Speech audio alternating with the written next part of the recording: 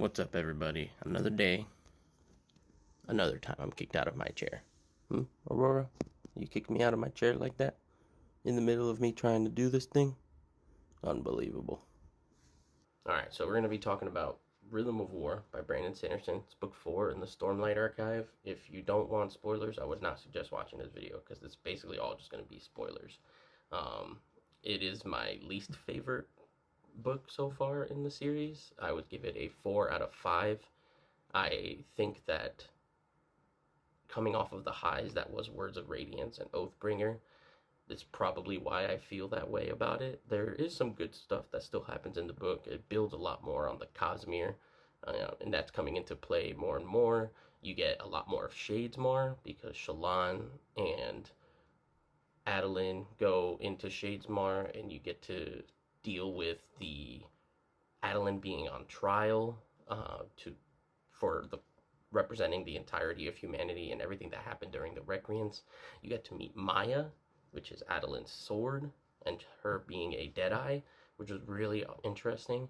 You get Shallan's different personalities. You have Radiant, you have Veil, and you have something new called Formless. And so you get all the her interactions with all the different personalities, her trying to cope with the different things that happened to her in her past, because you get her further backstory that goes further back than what you saw in book 2.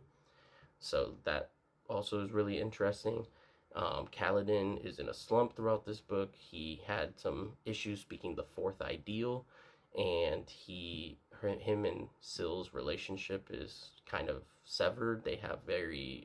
They're almost like to the point where Syl is disappearing on him, just because he is losing himself.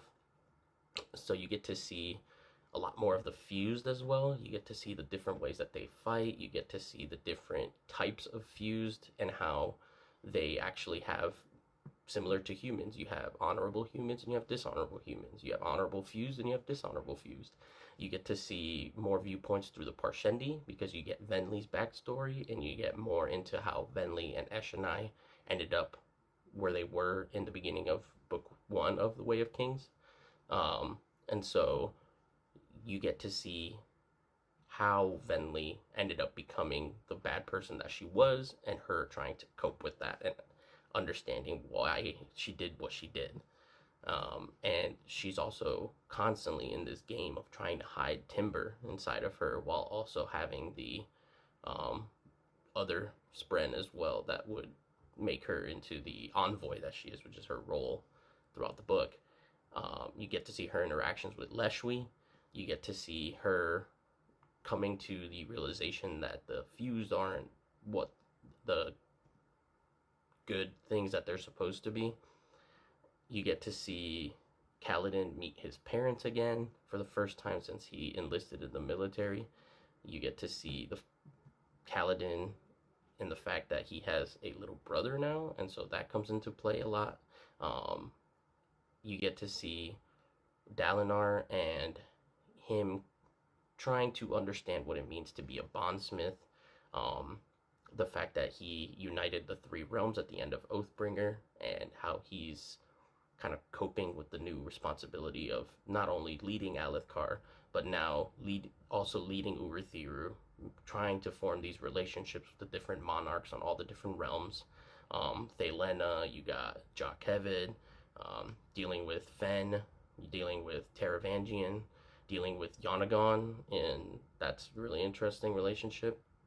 So you get to see this more political aspect, especially because, like we learned in book 3, Dalinar has a very terrible backstory, and so a lot of people from all the different countries know who the Blackthorn is and who Dalinar is, and he is trying to not be that person anymore. So when he's trying to talk to these people and trying to tell them things about politics, all they see is a bloodthirsty Alethi, which who can blame them, because that's who they were over hundreds of years. So I think that that's very interesting, and him navigating that aspect. You get to see a little bit of Yasna, not too much, but her developing a relationship with Wit, and you get to see how the different odium influences there are throughout the realm. You get to see a lot of interludes related to Taravangian and how he's coping with, you know, being smart some days and being kind other days and being in the middle sometimes. So I think that that's also an interesting aspect, which eventually leads to Odium killing Reyes, which to me was crazy, and I could not believe that he was able to pick up Nightblood in the spiritual realm and kill Reyes and take his spot as Odium.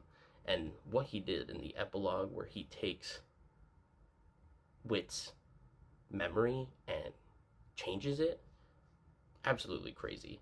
And that just shows you like how smart Taravangian is and how he can pick up on the slightest things, like understanding the fact that he gave himself away to Wit. Wit was able to determine that is not Reyes, and he was able to pick that up almost instantly and altered his memories to make it to delete that memory, and so that way he could not understand that that was not Reyes. And so I think Taravangian is going to be a really interesting bad guy, especially because he's such a layered character where you don't really know where his loyalties lie. You know that he is trying to essentially do what's best for humanity, and what he got from cultivation is essentially affecting his ability to think whether or not something is best for humanity or something is best for himself. And sometimes he believes that both are equal, and so he does what's best for himself in the hopes that it is also best for humanity. And so I think there's a lot of interesting lore. You get a lot of good explanation about the unmade, and I think that, oh, also the bonding between Navani and the sibling in the tower, that was also really interesting. So now Navani is a bondsmith. So yeah, I think that if you liked the other Stormlight books, I think you will still like this book. I just don't think it will be as good as the other two books. So I don't want you to go into this expecting this to be some bombshell, amazing book that surpasses Words of Radiance and Oathbringer. If it does for you, then that's great. But for me personally, I think that this book was not as good as the other three books, but I think that there is a lot of good information here that I think will be relevant in the fifth book. Thanks.